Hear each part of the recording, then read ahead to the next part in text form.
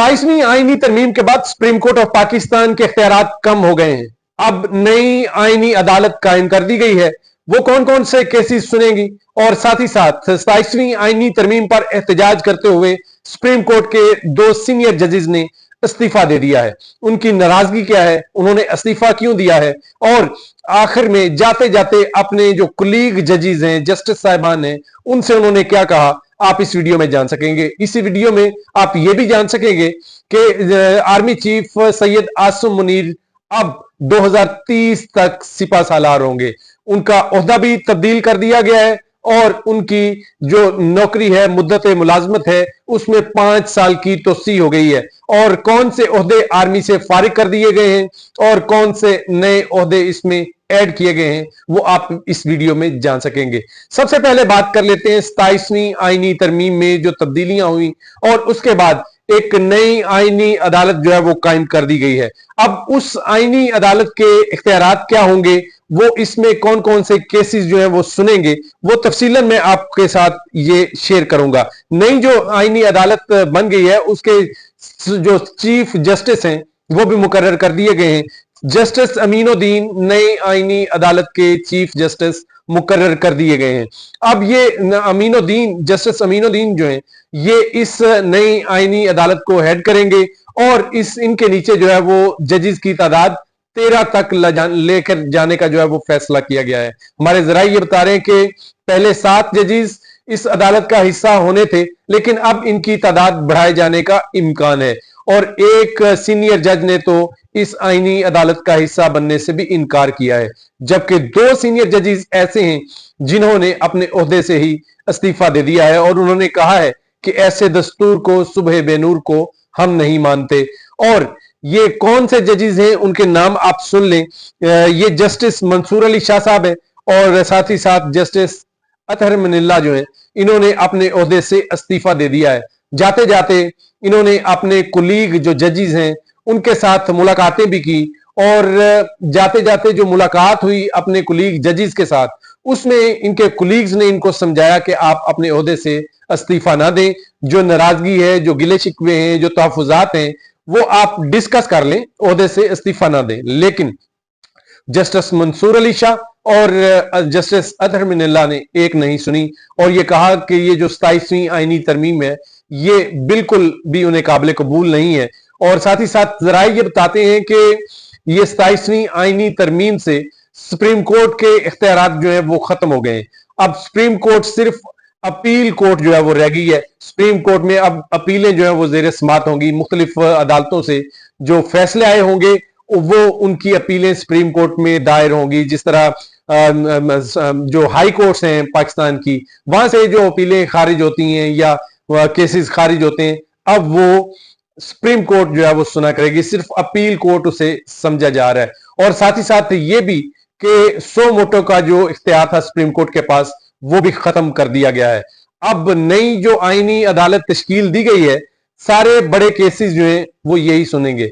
Briefly मैं आपको और वाज़ह तौर पर अगर मैं आपको बताऊं तो जो नई अदालत कायम की गई है ये सूबों और वफाक के मामलात, इनके केसेस को डील करेंगे। फिर किसी भी फर्द ने आईने पाकिस्तान की तौहीन की है, उसको तोड़ा है, उसकी तशरीह करने के लिए ये जो आईनी अदालत है ये वो काम करेगी।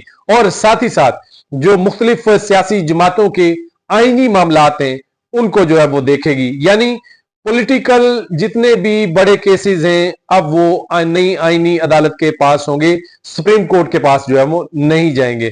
और इसमें इनकी जजेस की तादाद बढ़ाने के हवाले से भी बात हो रही है। इसके साथ साथ एक जस्टिस है मुसर्रत हिलाली, उन्होंने सुप्रीम कोर्ट का जो आईनी अदालत है, यानी आईनी अदालत जो बनाई गई है, तश्कील दी गई है 27वीं आईनी तरमीम के बाद, उन्होंने इसका हिस्सा बनने से इनकार कर दिया है।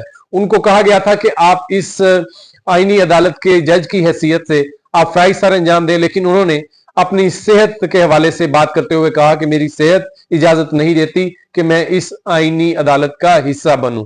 अब ये अदालत तो कायम हो गई, इसके जो चीफ जस्टिस हैं अमीरुद्दीन, उनकी भी तैनाती हो गई। अब जो चीफ जस्टिस अमीनुद्दीन है یہ مزید جو تعیناتیاں ہیں وہ کریں گے، ججز کے انٹرویوز کریں گے، پھر ان سے حلف لیں گے اور یہ ایک سلسلہ جو ہے وہ چل نکلے گا۔ آپ سمجھ لیں کہ اب ایک سپریم کورٹ کے متبادل ایک نئی عدالت جو ہے وہ قائم ہو گئی ہے، اور اس عدالت کے جو فیصلے ہوں گے وہ تمام پاکستان کی عدالتیں ماننے کے لیے تیار ہوں گی، انہیں ماننا پڑے گا۔ اور ساتھ ہی ساتھ یہاں پر 27ویں آئینی ترمیم میں ایک اور جو بڑی بات تھی وہ یہ کہ جس بھی جج کا تبادلہ ہوگا یا اس کی تعیناتی ہوگی اور اگر وہ اس سے انکار کرے گا تو اسے ریٹائرڈ کر دیا جائے گا۔ یہ ایک بہت انسیکیورٹی والی بات تھی جو ججز کے لیے، تو میرا خیال ہے کہ 27ویں آئینی ترمیم میں جو یہ شک تھی اس کو لے کر بھی جسٹس منصور علی شاہ اور جسٹس اطہر من اللہ انہوں نے استعفیٰ دیا ہے۔ اب دوسری خبر کی جانب آ جاتے ہیں۔ 27ویں آئینی ترمیم میں ہی آرمی اور ڈیفنس کے حوالے سے بھی بڑے فیصلے ہوئے ہیں، اور ان فیصلوں میں سب سے بڑا فیصلہ یہ ہے کہ جو آرمی چیف ہیں جنرل عاصم منیر، سید عاصم منیر، ان کا عہدہ جو ہے وہ تبدیل کر دیا گیا ہے۔ اب وہ آرمی چیف نہیں ہے بلکہ ان کو اب چیف آف ڈیفنس فورسز مقرر کر دیا گیا ہے۔ ان کے لیے یہ ایک نیا عہدہ تشکیل دیا گیا تھا، ان کو چیف آف ڈیفنس فورسز کا عہدہ جو ہے وہ دے دیا گیا ہے۔ ان کی مدت ملازمت جو ہے وہ 5 برس ہوگی، یعنی 2030 میں یہ 30 تک جو ہے یہ چیف آف ڈیفنس فورسز مقرر ہو گئے سید عاصم منیر صاحب۔ اس کے ساتھ ساتھ وفاقی حکومت اب چیف آف ڈیفنس فورسز کی ذمہ داری اور فرائض کا تعین بھی وفاقی حکومت کرے گی۔ جو ذمہ داریاں دینی ہیں سید عاصم منیر کو، وہ حکومت، وفاقی حکومت جو ہے وہ اس حوالے سے فیصلہ کرے گی اور تعین کرے گی۔ اس کے ساتھ ساتھ ایک عہدہ جو ہے وہ فارغ کر دیا گیا ہے۔ وہ عہدہ کون سا ہے؟ وہ عہدہ یہ ہے کہ آرمی کے اندر ہی chairman joint chief of staff committee کا عہدہ جو ہے وہ ختم کر دیا گیا ہے، اور اس کے ساتھ ساتھ چیف آف ڈیفنس فورسز اور وزیر اعظم 3 سال کے لیے ایک اور عہدہ جو ہے وہ کریٹ کیا گیا ہے۔ اس کے لیے کمانڈر نیشنل اسٹریٹجک کمانڈ کو تعینات کریں گے۔ 3 سال کے لیے یہ ایک نیا عہدہ جو ہے وہ کریٹ کیا گیا ہے، اور اس کی مدت ملازمت میں بھی اضافہ کیا جا سکتا ہے۔ اب آپ بتائیے کہ یہ دو جو بڑی تبدیلیاں ہوئی ہیں، اور 27ویں آئینی ترمیم کے اندر جس طرح آرمی کے حوالے سے جو تبدیلیاں آئی ہیں، جنرل عاصم منیر کو 2030 تک جو ہے وہ مقرر کیا گیا ہے، پھر نئی جو آئینی عدالت جو ہے وہ تشکیل دی گئی ہے، جسٹس امین الدین کو اس کا چیف جسٹس بنایا گیا ہے۔ اب یہ دونوں تبدیلیاں، ان کو آپ مثبت طریقے سے دیکھیں یا اس کا کوئی فائدہ نہیں ہے، یا کوئی بھی آپ کی جو رائے ہے اس حوالے سے وہ آپ دے سکتے ہیں، کیونکہ آپ کی رائے بڑی مقدم ہے، بڑی اہم ہے۔ آپ کے کمنٹس میں وہ بتائیں گے کہ یہ جو آئین پاکستان میں تبدیلی کی گئی ہے، اور اس تبدیلی کے نتیجے میں جو تبدیلیاں سامنے آ رہی ہیں آرمی میں اور عدلیہ میں، اس سے عام آدمی کو کیا فرق پڑنے جا رہا ہے؟ کیا عام آدمی کی زندگی اس سے بہتر ہونے والی ہے یا نہیں ہونے والی؟ یا جو موجودہ پولیٹیکل سیٹ اپ ہے اس نے صرف اختیارات کو جو ہے وہ تقسیم کیا ہے تاکہ حکومت بھی چلتی رہے، جو ڈیفنس کے معاملات ہیں وہ بھی چلتے رہیں، عدلیہ کے معاملات بھی چلتے رہیں، یا کوئی اور وجہ ہے؟ آپ نے اپنی رائے کا اظہار جو ہے وہ لازمی کرنا ہے۔ میری اس ویڈیو کو شیئر کیجئے اور چینل کو سبسکرائب کر لیجئے۔